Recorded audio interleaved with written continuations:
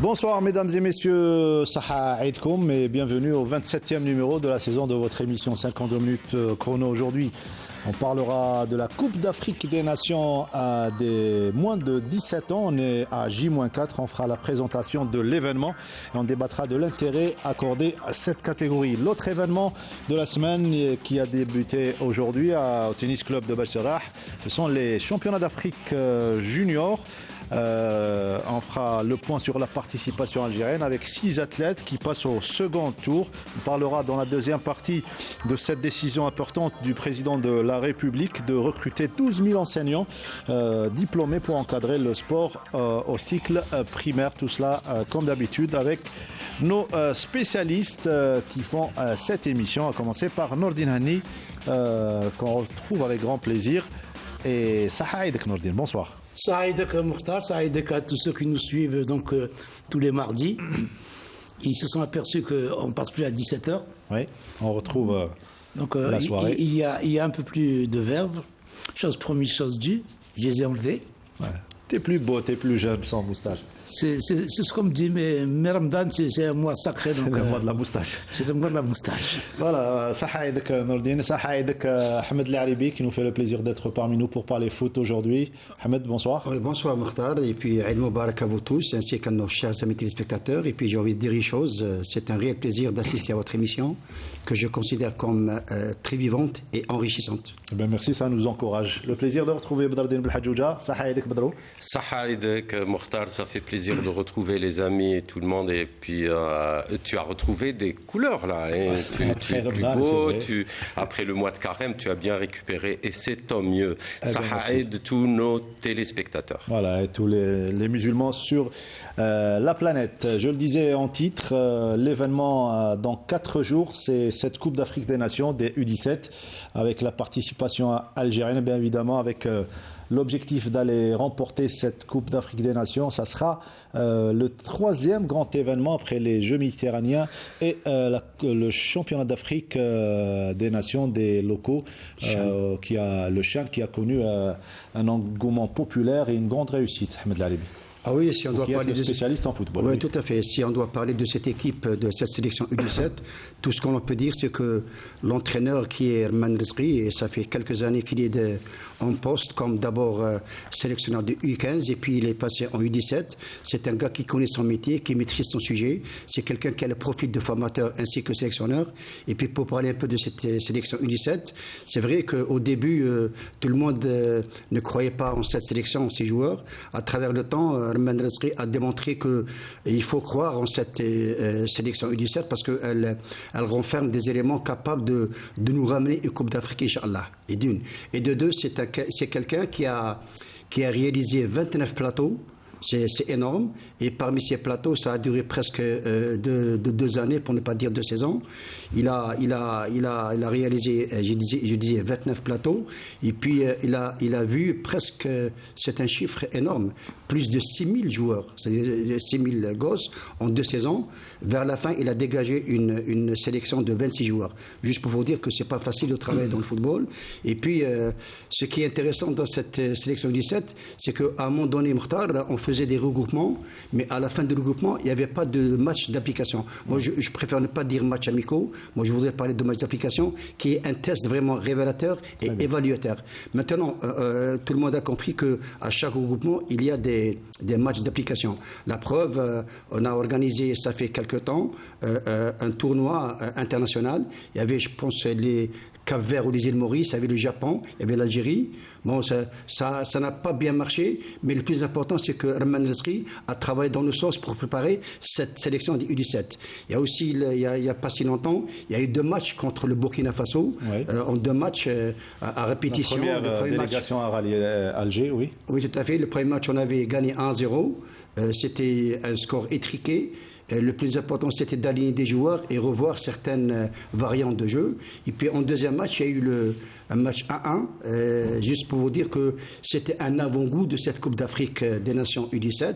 Et puis, je pense qu'il va faire un dernier match contre une équipe locale, juste pour travailler un petit peu les repères, le positionnement, la mise en place et tout.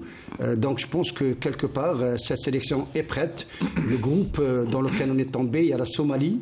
Oui. On va jouer le 29 contre la Somalie à partir de 20h. Il y a le Sénégal, qui est une très très bonne équipe. Il y a aussi le Congo, qui est une très bonne équipe. Et puis juste pour vous dire que les U17, c'est des joueurs, vu leur âge, c'est-à-dire ils ne sont pas jeunes, mais ils sont proches de la catégorie senior. Ce qui veut dire que sur le plan physiologique, c'est des jeunes qui sont en pleine mutation.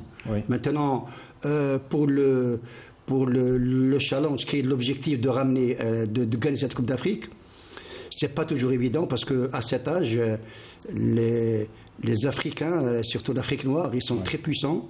Et puis il y a aussi la venue de certains recruteurs. Oui. Donc ils sont là pour détecter les futures pépites. Donc je pense que le plus important, c'est de donner de l'importance à cette sélection U17. Et puis, on joue sur un terrain qui a des normes mondiales. C'est le terrain de Nelson Mandela. Il y a certains qui ont dit que peut-être que ça va être un désavantage, un inconvénient. Moi, je dirais tout simplement que non, parce qu'on a vu la pelouse qui est excellente. Donc, les joueurs peuvent jouer aisément. Et comme on a une équipe trop technique, je pense que l'état du terrain va favoriser, c'est-à-dire il nous donne un avantage pour essayer d'aller le plus loin possible. Avant de voir le sujet que nous a préparé notre collègue Saïd Flek, Nordine Hani, Ahmed Laribi vient de donner des chiffres concernant Ahmed Arman qui reflètent un petit peu la stabilité au niveau de cette catégorie et de cette équipe nationale. Condition sine qua non pour avancer dans la préparation. Absolument, parce que pour moi, la catégorie des U17, c'est une catégorie très importante. C'est celle qu'on appelait minime avant. Donc, si, c'est minime. U17, c'est minime. Junior, c'est après. C'est les cadets. Non, c'est les U19 qui sont cadets. 15, c'est les minimes. Bon, bref, c'est une étape qui est très importante. Notamment à un moment où on est en train de dire que le football algérien a besoin de travailler. Donc, mettre le paquet sur une équipe pareille, une stabilité de l'entraîneur, comme il l'a dit, des matchs de préparation. Donc on est sur la bonne voie. Il faut suivre cette équipe. Très bien. C'est une période très très difficile. On passe de l'enfance vers l'adolescence. Beaucoup de mutations, comme m'a dit Ahmed.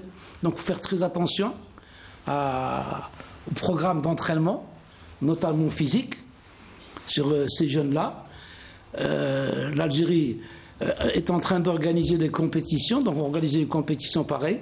Moi, je pense que c'est quelque chose de très important pour le football, si on veut vraiment travailler pour un futur assez proche.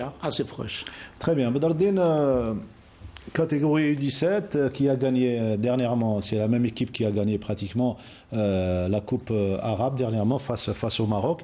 On parle d'obligation d'arracher le titre ici en Algérie. Est-ce qu'on peut obliger à cette catégorie de un tel objectif? Non, justement, il ne faudrait pas quand même se focaliser sur le résultat en lui-même. Écoutez, U17, ça veut dire qu'ils sont à la dernière ligne droite de leur formation. Ça veut dire qu'il reste encore une étape de formation qu'il ne faudrait pas brûler. Et il ne faudrait pas mettre de la pression à ces jeunes. Et puis, l'essentiel, qu'ils s'épanouissent, qu'ils produisent un jeu correct. Et puis, moi, je félicite l'entraîneur. Il a fait un brassage, comme vient de le dire notre ami, très large. Ouais. Et ça, c'est merveilleux. Maintenant, U17, vous savez, c'est aléatoire. Aujourd'hui, il est bien, demain, non. Et puis, il va falloir respecter cette dernière étape de formation avant de passer vers un athlète confirmé, un joueur confirmé avec les seniors. Et ce sera l'événement de la semaine, Coupe d'Afrique des Nations U17. Comme nous le dit, on va revenir. Saïd Flek, notre journaliste. Plus que quelques jours nous séparent du coup d'envoi de la Coupe d'Afrique des Nations pour la catégorie des moins de 17 ans que l'Algérie organise. Un autre événement sportif d'envergure que va abriter notre pays en quelques mois seulement après les Jeux méditerranéens qui se sont déroulés à Oran l'été dernier et le CHAN en début d'année. Évidemment, tout est fin prêt pour accueillir cette CAN qui va se dérouler sur 3 sites. Alger avec le stade Nelson Mandela, Annaba avec le stade du 19 mai 1956 et Constantine avec le stade Cheikh Hamlaoui.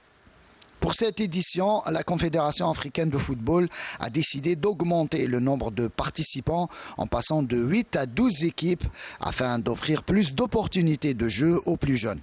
L'Algérie, le pays hôte, évoluera dans le groupe A en compagnie du Sénégal, le Congo et la Somalie.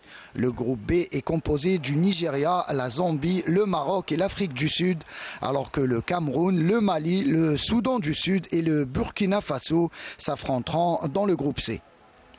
Les 12 sélections vont se disputer le titre continental, mais aussi les 4 places qualificatives au mondial de la catégorie dont le pays organisateur n'est pas encore connu, après que la FIFA ait retiré au Pérou l'organisation de ce grand événement juvénile. Et avant d'entrer dans le vif du sujet, tous les joueurs des équipes participantes devront obligatoirement passer un test IRM qui permettra de contrôler l'âge biologique à travers la vérification de l'âge osseux de chacun d'entre eux. Cela pour éviter bien évidemment toute fraude sur l'âge. Sur ça, la CAF ne plaisante pas puisque si 4 joueurs ou plus d'une équipe sont jugés non éligibles, la sélection entière sera disqualifiée de la compétition. Ce rendez-vous africain tant attendu par les professionnels, les clubs européens et les agents notamment devrait tenir toutes ses promesses en présence de pays comme le Nigeria, 7 fois vainqueur de la Coupe du Monde, le Mali, 2e au classement FIFA de la catégorie, l'Algérie vainqueur de la Coupe arabe, le Sénégal et le Burkina Faso qui a éliminé la Côte d'Ivoire et le Ghana.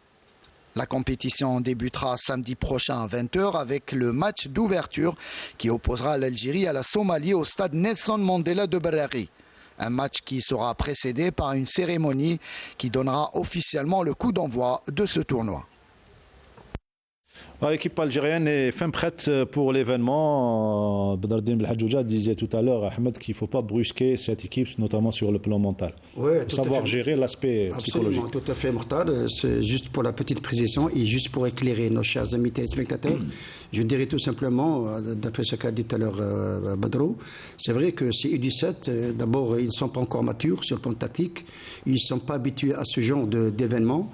Donc, il faut savoir les accompagner beaucoup plus avec des mots sensibles et éviter d'exercer une pression négative. Qu'ils prennent plaisir surtout. Absolument. À jouer au football en compagnie des grandes nations de football. En tout cas, il y a plusieurs nations qui ont rallié l'Algérie pour participer à ce grand événement.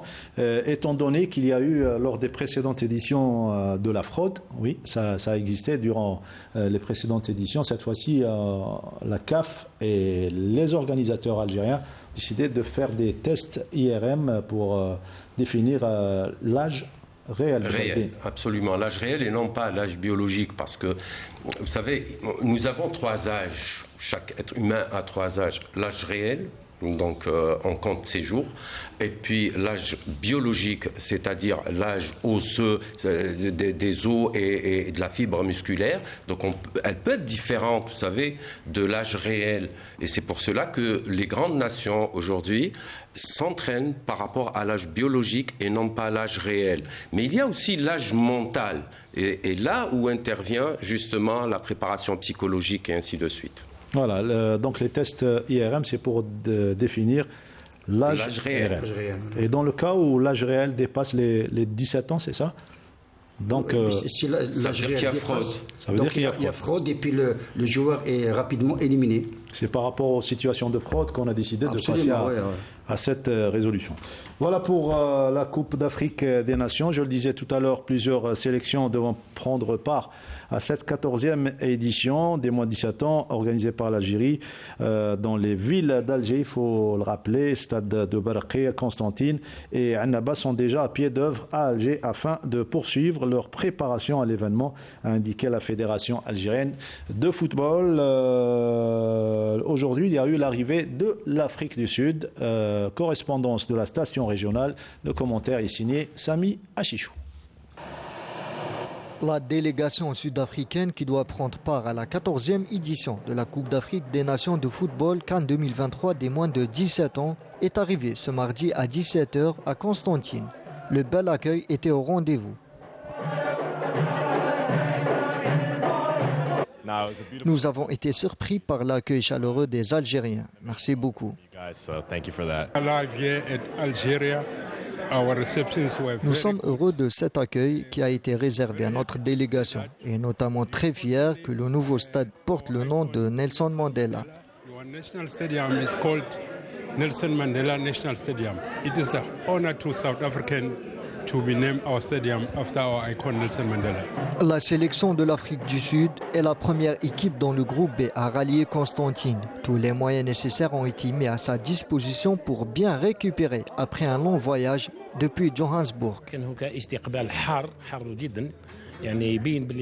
L'Algérie est connue pour son hospitalité. L'Afrique du Sud est la première délégation à arriver à Constantine. On a réservé un accueil spécial et toutes les mesures nécessaires ont été prises pour réussir l'événement sportif et les hôtes de l'Algérie seront mis dans les meilleures conditions.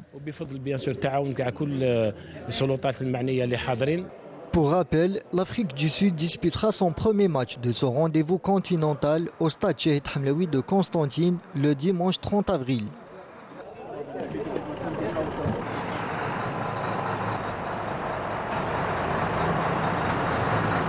Et l'Afrique évoluera, pour rappel, dans le groupe B en compagnie du Nigeria, le Maroc, de l'Afrique et de la Zambie. On va dire un attachement sentimental de l'Afrique du Sud par rapport à l'Algérie, notamment après le choix de la nomination du stade Barqi à Nelson Mandela. Bien plus que cela. Il ne faut pas oublier que Nelson Mandela est un Algérien à part entière. Il avait reçu donc un magnifique accueil ici en Algérie lorsqu'il avait tous ces problèmes-là. Donc il y a de grands liens qui unissent l'Algérie et l'Afrique du Sud. Et ça leur fait plaisir de jouer donc, dans ce magnifique stade à qui on a donné le nom d'une figure héroïque, Nelson Mandela. Un leader incontesté de l'Afrique et de l'Afrique du Sud en particulier, alors que dans le groupe C, dans les matchs se joueront au stade du 19 mai 56 à Annaba, comprend le Cameroun, tenant du titre, le Mali, le Burkina Faso et le Sud-Soudan, comme quoi les grandes nations, les pôles de développement du football africain seront présents ici. Oui, c'est très intéressant parce qu'il y a des nations d'abord de football et puis ils ont de très très bons jeunes. Vous allez les voir jouer. Vous avez eu tout à l'heure le morphotype, le gabarit des joueurs de l'Afrique du Sud. La qualité intrinsèque du football africain. Oui, c'est vrai. Et puis à cet âge, les joueurs ont envie d'aller très loin, parce qu'ils vont donner le meilleur d'eux-mêmes. Et puis même le président de la fédération, M. Zvizev, a parlé dans ce sens en disant qu'on va essayer de faire de cette édition U17 en Algérie la meilleure de toutes les éditions. Et ça sera certainement une belle occasion pour les recruteurs de trouver la perle rare, on va dire. Bah oui, surtout en Afrique. Il y aura beaucoup de joueurs qui vont être certainement, les yeux seront braqués sur ce tournoi et puis certainement des jeunes vont être recrutés en Europe et un peu partout. Voilà, donc le décor est planté pour cet événement à partir de samedi soir, 20h, Algérie-Somalie. Somalie, premier match comptant pour le groupe A, et la télévision algérienne accompagnera comme d'habitude les équipes dans cet événement à partir de samedi jusqu'au 19 mai. Voilà pour cet événement. L'autre événement de la semaine, c'est les championnats d'Afrique Nordin Hani de tennis qui ont débuté donc ce mardi au tennis club de Badjarah. On va voir les images. Et les Algériens se sont distingués aujourd'hui avec la qualification pour le deuxième tour. Sur les 12 athlètes engagés, 6 garçons et 6 filles, 6 athlètes dont 2 filles seront présents demain mercredi au deuxième tour des épreuves simples. Il s'agit donc de Wassim Bougargoura, Kamil Cheboub et Aris Bahloul, ainsi que Fares Belamiri. Et la favorite algérienne, en l'occurrence Maria Badash, a été exemptée du premier tour. Donc elle fera son entame de compétition demain au tennis club de Badjarah Nordin. C'est quelque chose d'excellent pour le tennis algérien. Ça fait longtemps qu'on n'a pas vu. Et puis il faut dire aussi que la plupart des jeunes de cette sélection n'ont pas eu assez de préparation. Il faut le reconnaître. Ils n'ont pas eu assez de préparation. Ils ont été perturbés un petit peu par la période du Ramadan. Ouais. Donc, ça intervient juste après le mois sacré. Absolument. C'est des jeunes qu'on ne peut pas déplacer assez souvent. Ils sont jeunes. La plupart ont 14 ans. C'est des U16. Mais ils ont 14 ans. Je connais des joueurs et joueuses qui ont 14 ans, donc qui ont une marge de progression. C'est une bonne chose. Ça fait longtemps qu'on n'avait pas vu ça dans le tennis algérien. J'espère que on va rester sur ces résultats positifs, surtout au niveau des garçons, où on a quand même 4 qualifiés. Ouais. Chez les filles, on a 2, mais les autres sont jeunes. Elles ont encore de l'avenir devant eux. Pour peu qu'on les laisse encore continuer à participer à ces tournois-là. Et donc, je pense que c'est vraiment une belle chose que de voir ce championnat d'Afrique ici en Algérie, à Badjarrah, qui est un superbe terrain de tennis, le terrain de Badjarrah, où la majorité des jeunes vont s'entraîner. Voilà donc forte présence des Africains, au total 52 athlètes, dont 23 filles issues de 19 pays prennent part à ce rendez-vous continental chez la catégorie des U16. Programme des huitièmes de finale, donc ça sera mercredi très tôt le matin à partir de 9h30, huitième de finale tableau simple garçon, huitième de finale tableau simple filles, et il y aura également les matchs de classement, quart de finale du tableau double garçon, quart de finale du tableau double filles. Voilà pour le tennis. On quitte les sports individuels pour parler de sport collectif et la 7e journée de la Super Division et surtout les playoffs, 7e journée des playoffs, avec un match au sommet aujourd'hui, le Nasr Usendé qui accueillait le Mouloudia d'Alger, les Usendéens qui étaient classés 5e avant cette 7e journée, qui affrontait celui qui occupait la 2e place, à savoir le Mouloudia d'Alger. Les images s'il vous plaît, un match où les Mouloudiens ont dominé de bout en bout le duel, premier carton 32-10 en faveur du Mouloudia d'Alger. Il y a eu même des moments où le Mouloudia a mené 12 points à 0. Deuxième carton, 51-22. On s'attendait à la réaction des 100 et or qui jouaient chez eux devant leur public. Pas eu de réaction. 74-39 au troisième carton. Et pour terminer sur 84-52, mais juste avant la fin, le match s'est arrêté pendant 5 minutes. Vous allez voir les images. Lors du dernier carton, une altercation entre deux joueurs. Faute non sifflée sur le joueur du Mouloudia d'Alger qui se fait justice lui-même. Et tout le monde s'en mêle. Il faudra l'intervention du service d'ordre pour calmer les esprits. Ça, c'est le carton rouge de 52 chrono adressé à ceux qui sont derrière ces gestes. Nordin Hendik, commentaire.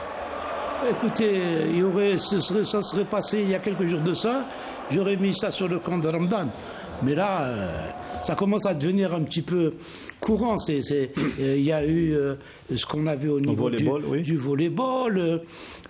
Maintenant, c'est au niveau... C'était Fioula d'Adouane, il faut le rappeler. Il faut arrêter tout ça, il faut sévir. Un joueur n'a pas le droit de se faire justice lui-même. À quoi servent les arbitres alors ?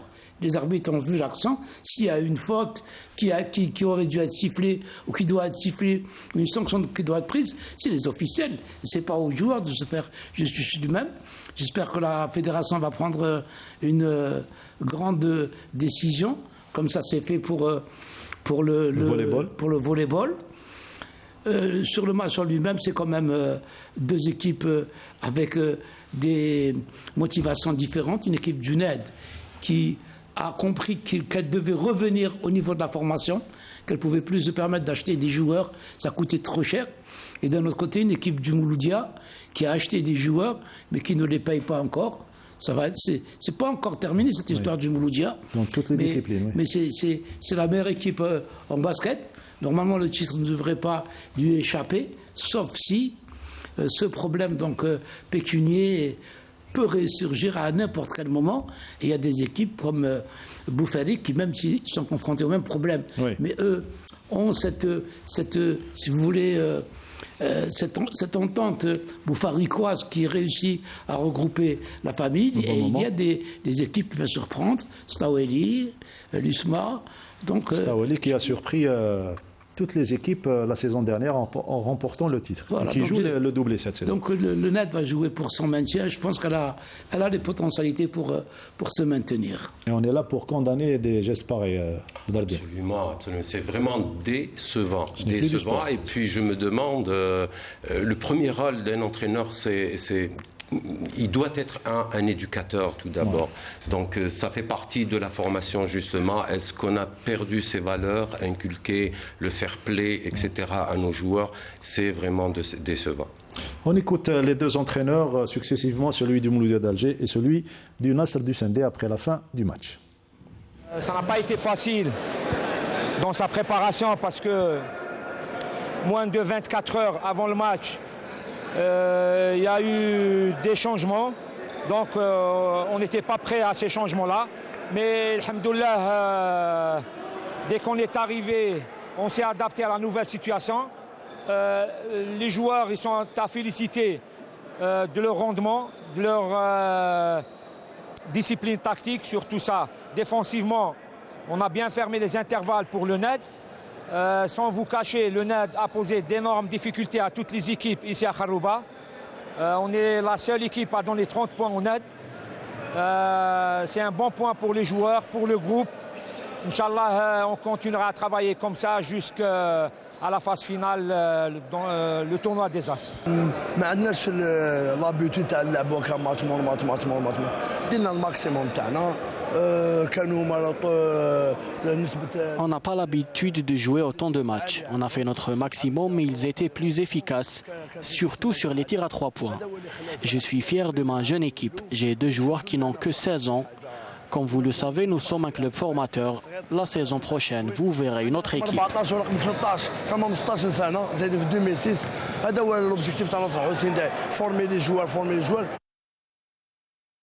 Ouais, c'était les deux entraîneurs après la fin du match. Ils auraient pu parler de ce qui s'est passé quand même. Les entraîneurs auraient dû condamner ce qui s'est passé. Ouais, ils sont passés comme si de rien n'était. Et c'est ça ce que je condamne aussi. Et heureusement qu'on est là pour condamner ces faits et gestes. Le Mouloudia, je le disais, avait besoin de cette victoire pour reprendre confiance après la défaite face au NB Staweli. Le NB Staweli qui a battu largement l'USM Blida 72 points à 67 pour conserver sa première place. L'USM Alger s'est incliné face au CS Guet Constantine 51-56. Alors que l'OS Borj Boualidj a été battu par le Wydad de Boufarik 56 points à 83. Le Nasr du Sindé, comme vous venez de le voir, a été battu à domicile par le Mouloudia d'Alger 52 à 84. Le NB Staweli est toujours leader avec 14 points, suivi du Mouloudia d'Alger avec 13 points en seconde position.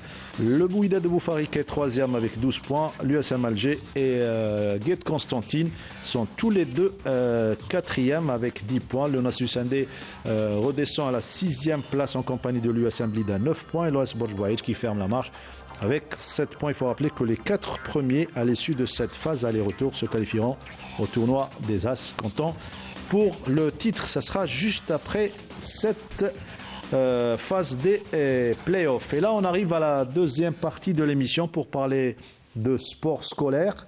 Mais avant de parler de sport scolaire, on va parler de cette introduction et surtout de cette décision du président de la République de recruter pas moins de 12 000 enseignants pour alimenter le primaire surtout. Pour parler de sport, on parle de sport comme matière. Oui, d'éducation physique, absolument. Ouais. Moi, vous savez, je suis doublement content. D'abord, content pour nos enseignants qui n'ont pas trouvé de job. Donc aujourd'hui, c'est une opportunité pour nos enseignants licenciés en éducation physique et sportive, mais aussi et surtout content pour nos bambins, nos élèves. Ils vont souffler. Ouais. Cette éducation physique est une matière comme toutes les autres. Et puis, vous savez, c'est de l'éducation physique. Ils ne vont pas faire de la performance. L'éducation physique et sportive doit retrouver sa place dans un système global éducatif. L'éducation physique est l'un des meilleurs moyens contribuant à la formation de la personnalité de l'élève et de l'élévation de l'estime de soi, et c'est très très important Confiance, aussi. Oui. Aujourd'hui, plus que jamais, mon ami, le PS doit être enseigné par des spécialistes, et c'est une décision très courageuse. Ce que nous observons dans les différents systèmes éducatifs du monde, à travers le monde, c'est qu'au primaire et même au préscolaire, il y a des enseignants spécialistes en arts plastiques, dessin, musique et surtout éducation physique. Il faudrait rappeler peut-être à nos téléspectateurs que l'éducation physique axe son travail sur 3 aspects. C'est l'aspect cognitif, de connaissance, l'aspect psychomoteur, il prend une petite pondération parce que la performance n'est pas une fin en soi, et puis l'aspect socio-affectif qui prend la grande partie. C'est là où on inculque des valeurs. Tout à l'heure, on a vu des jeunes se bagarrer, finir mal c'est là où on inculque aux jeunes les valeurs de l'estime d'autrui, l'estime de soi, le respect, le fair play, etc. Nous avons besoin de ça. Le monde entier est en train de changer. Les sociétés sont en dérive. Aujourd'hui, plus que jamais, cette décision, elle est magnifique. Dans un système éducatif, aujourd'hui, on parle de l'approche par compétence. Ce que je viens d'énumérer comme aspect cognitif, psychomoteur et aspect socio-affectif pourrait être l'agir, l'interagir et adopter un mode de vie sain et actif. Très bien. Vous êtes issu du sport scolaire. Vous avez connu le sport scolaire, vous, les 3. Avantage pour vous, Bdardine, vous étiez au Canada. C'est un modèle vivant du sport scolaire et surtout de l'éducation physique à partir du primaire. Oui, c'est un modèle dans le système éducatif global. Oui. Si vous prenez par exemple le Canada, c'est connu, c'est un système qui réussit, il n'y a pas d'échec scolaire. Et si vous voyez au préscolaire les enfants ce qu'ils font, vraiment, ils aiment, ils adorent. Quand ils partent dans c'est-à-dire par le biais de ces activités, ils vont adorer aussi l'école. Oui. Vous voyez, aujourd'hui, quand on intègre l'éducation physique, l'enfant va se mettre avec son survêtement le jour J, le jour de son éducation physique, et il est heureux. Ça veut dire qu'il va être attiré vers son école. C'est ce qui nous manque, et c'est vraiment la bienvenue de cette éducation physique au niveau du primaire. Et le but, Nordin Handi, de cette décision n'est pas uniquement sportif. Éducatif avant qu'il soit sportif. Mais bien sûr. Mais écoutez, l'éducation physique, c'est quelque chose de très important au niveau des jeunes. Dans la société, oui. Vous savez qu'avant, il y avait les maîtres d'éducation physique, il y avait les profs adjoints d'éducation physique, il y avait les professeurs d'éducation physique. J'ai été prof adjoint d'éducation physique. J'ai enseigné dans un CM à Usindé, où on faisait un peu de tout et où on pouvait orienter des jeunes vers les clubs, chose qui ne se fait plus. Les formations ont disparu. Il n'y a plus de formation d'enseignement d'éducation physique.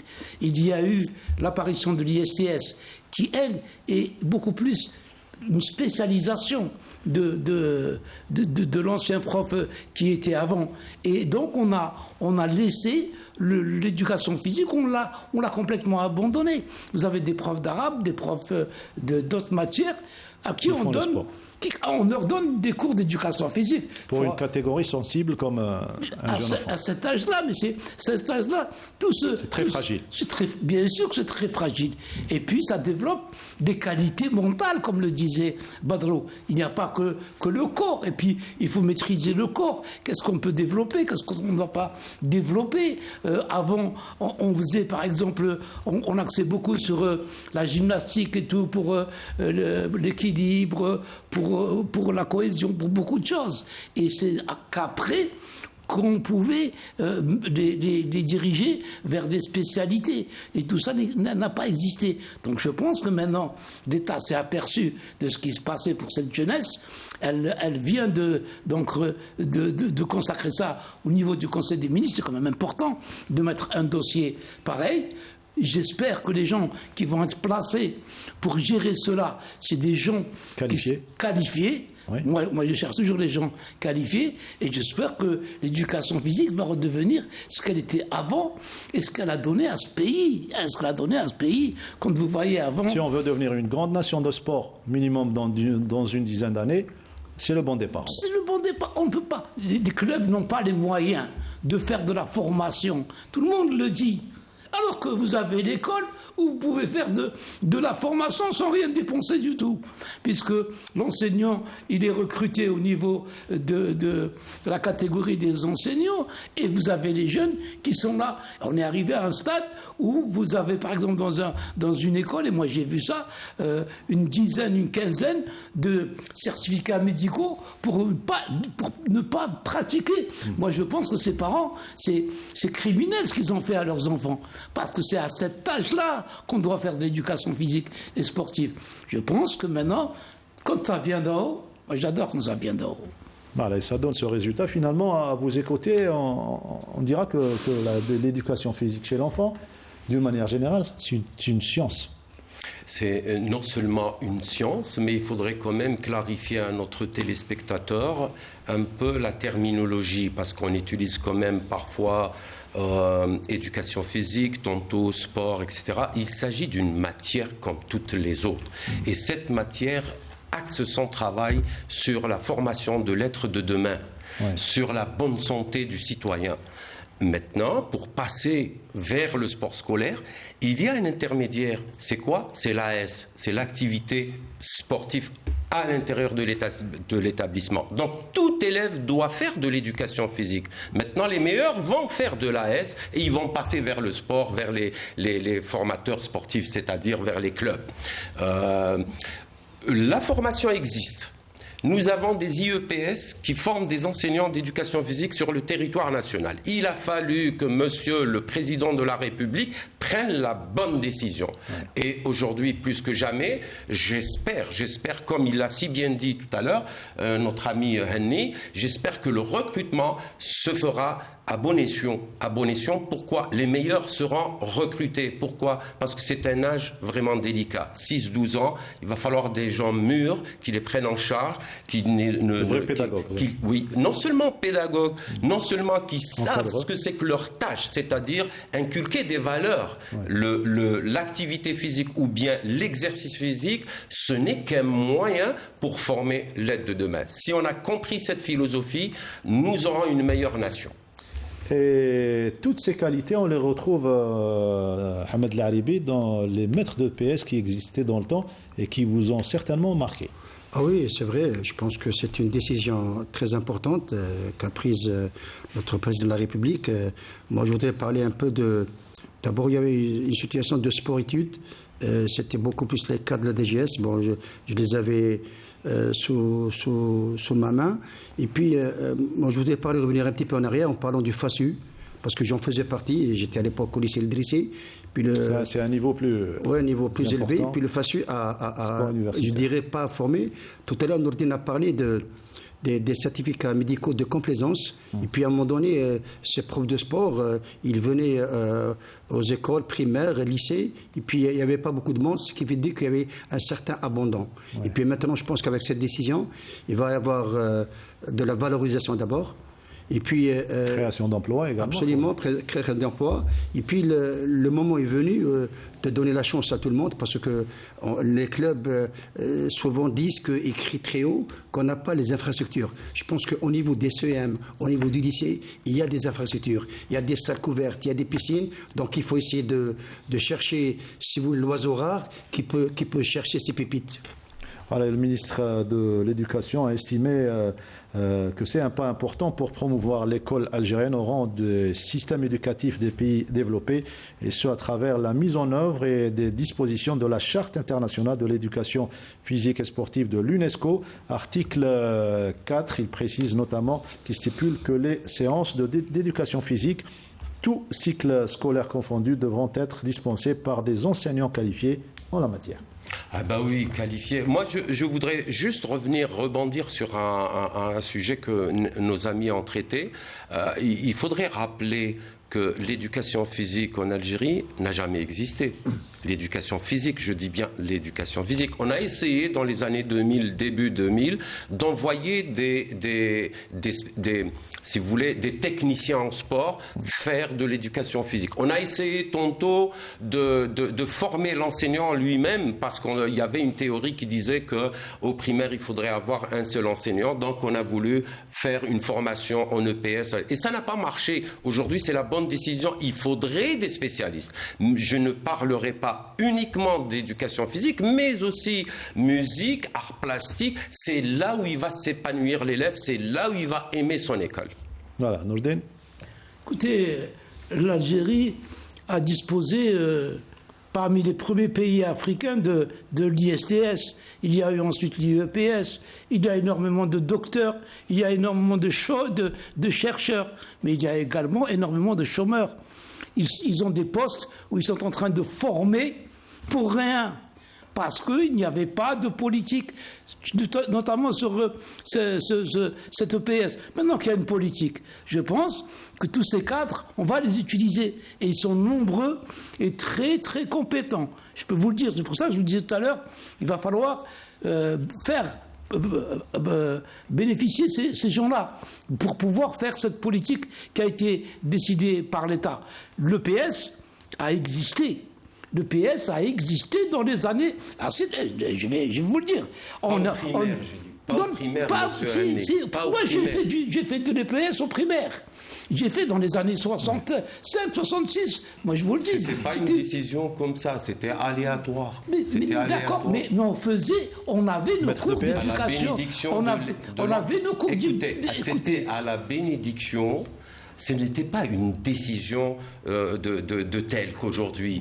C'était à la bénédiction d'un directeur qui voulait intégrer. C'était dans le programme. Oui. C'était dans le programme de l'éducation. Les cours d'EPS. Oui. Ils se faisaient dans toutes les écoles d'Algérie. Moyen. Regardez, moi je voudrais quand même rendre hommage à une personne qui a vraiment tout le temps œuvré pour l'éducation physique, qui avait une vision pour l'éducation physique, c'est bien M. Si Mohamed Jamel. M. Si Mohamed Jamel.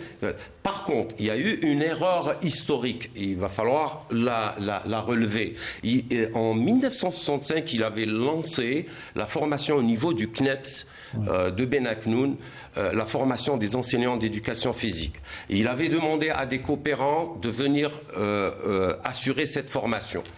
Dans l'esprit, ils ont fait une thématique de formation et ils pensaient qu'on allait envoyer ces enseignants qui sortaient du CNEPS vers l'école primaire. Donc le programme qui existe aujourd'hui, 1 heure de sport collectif et 1 heure de sport individuel au niveau des CEM et du primaire et du secondaire n'est pas adéquat pour des adolescents. Mais il est valable pour le primaire. Donc cette erreur n'a pas été rectifiée jusqu'à aujourd'hui. J'espère que les responsables vont ouvrir l'œil bien grand pour pouvoir transférer ce système, ce programme vers le primaire. Très bien. À présent, on va écouter ceux qui ont bénéficié de cette décision, à savoir les enseignants qui sont très contents. Ils le disent au micro de notre collègue Youssef Rzik.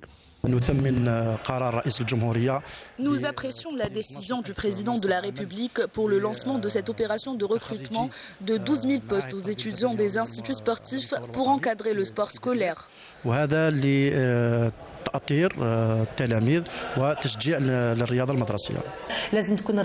Le sport scolaire doit commencer au niveau des écoles primaires et pas seulement au CEM et lycée.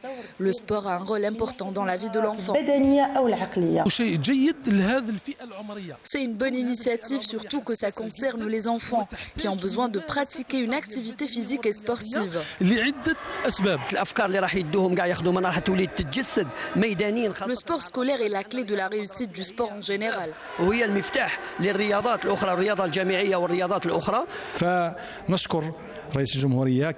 remercie le président de la République et on félicite nos étudiants qui bénéficieront de ces postes d'emploi. Voilà, ils sont très contents de savoir cette décision du président de la République d'ouvrir des postes, donc 12 000 postes, 12 000 recrutements au niveau du cycle primaire. Est-ce qu'on peut parler, Nordine Hani, d'une bonne introduction pour une probable réforme sportive? Il fallait commencer par ça? Bien sûr. Avant de parler de stratégie pour le sport? Mais bien sûr, il faut toujours commencer par le bas. Ça fait partie de la stratégie, la base. Ça fait partie de la stratégie. On a enfin compris qu'il fallait commencer par le début. Nous, de tout temps, on a essayé de voir ce qui se passait en haut. Pourquoi ça ne marchait pas au niveau des seniors? Pourquoi ça ne marchait pas? Mais c'est parce qu'en bas, ça ne marchait pas. Et maintenant, donc, on va commencer en bas. C'est comme vous allez faire monter un immeuble. Vous commencez par les fondations, et c'est ça qui me fait plaisir maintenant de voir que c'est des dossiers qui sont traités au niveau du Conseil des ministres, c'est pas n'importe quoi. Donc c'est un début. On va aller vers ce sport scolaire au niveau de l'EPS ou ensuite pour les associations. C'est quoi une association? C'est rien du tout une association. Elle est prise en charge par des cotisations de parents d'élèves. Ça coûte rien du tout. Et on joue. On parlait tout à l'heure des U17. Bon, c'est bien d'avoir une équipe nationale U17 et tout. Mais il va falloir se pencher aussi sur le championnat des U17. Est-ce qu'il y a vraiment un championnat des U17?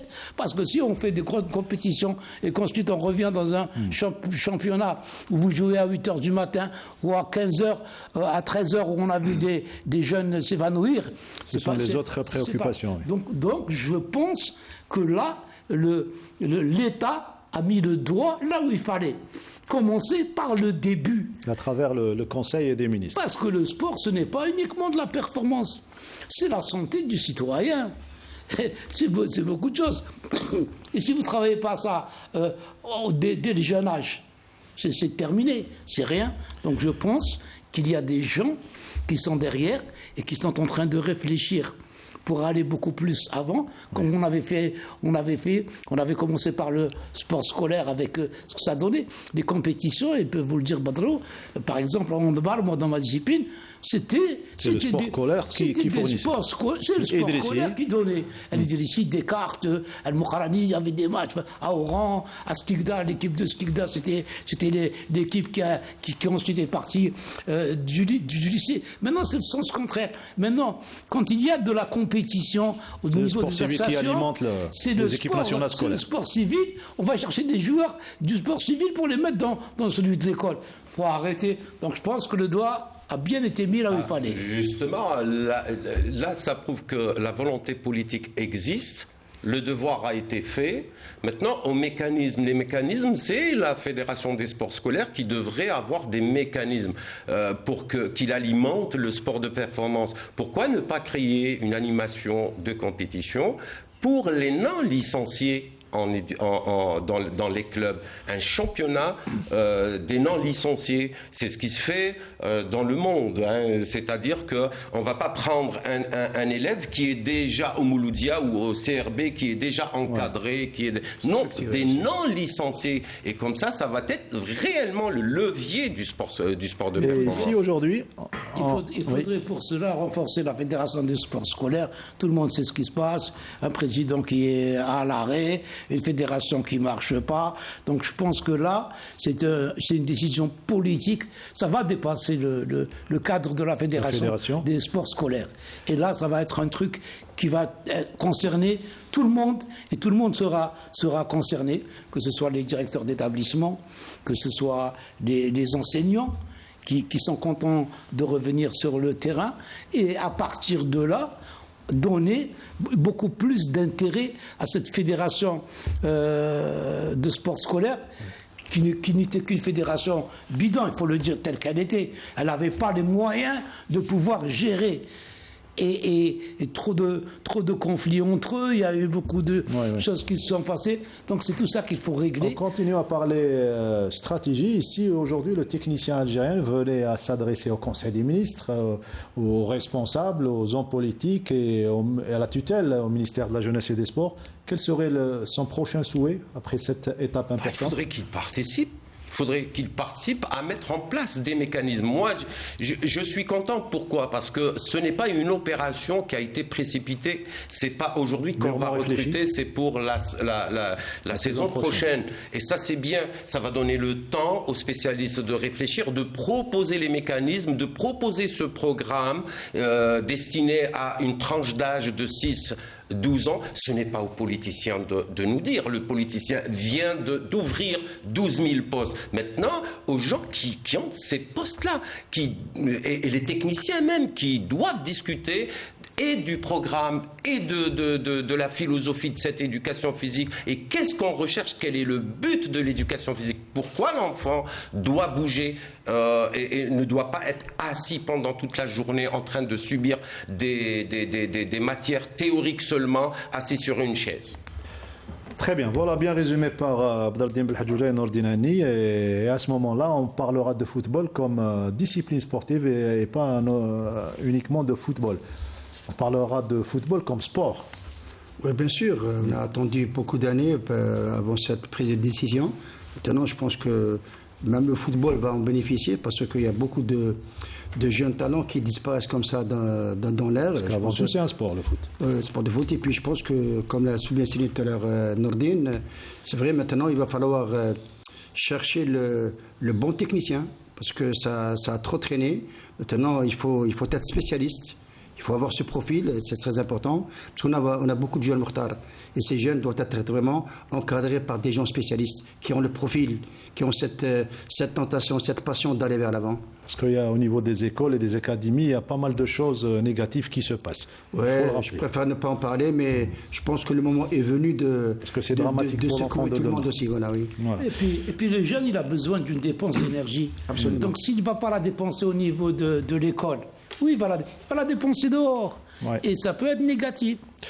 Voilà, donc le débat est passionnant avec nos 3 techniciens et spécialistes et consultants de Canal Algérie. On a parlé de cette décision importante du président de la République concernant l'éducation physique au niveau du primaire. Voilà. Espérons qu'on aura été complet dans cette journée qui a succédé l'Eid al-Adha, encore une fois, Saha Eidkoum. Je vous dis à mardi prochain à partir de 21h. Jeudi, vous aurez rendez-vous avec Riyad Belkhadim et Weekend Sport pour parler essentiellement du début de la Coupe d'Afrique des Nations U17. Vendredi également, Riyad Belkhadim et toute l'équipe avec Ahmed Lalibi, Djelali Touzi, Kawa Abdelnour et le commentateur célèbre Mohamed Haouchine pour les 8e de finale de Coupe d'Algérie. Parado Athletic Club et ES Mostaganem.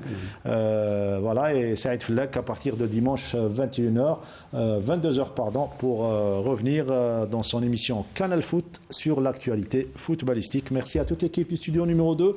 Merci à Saïd Bouhadjoum, Hanan Belkhiri.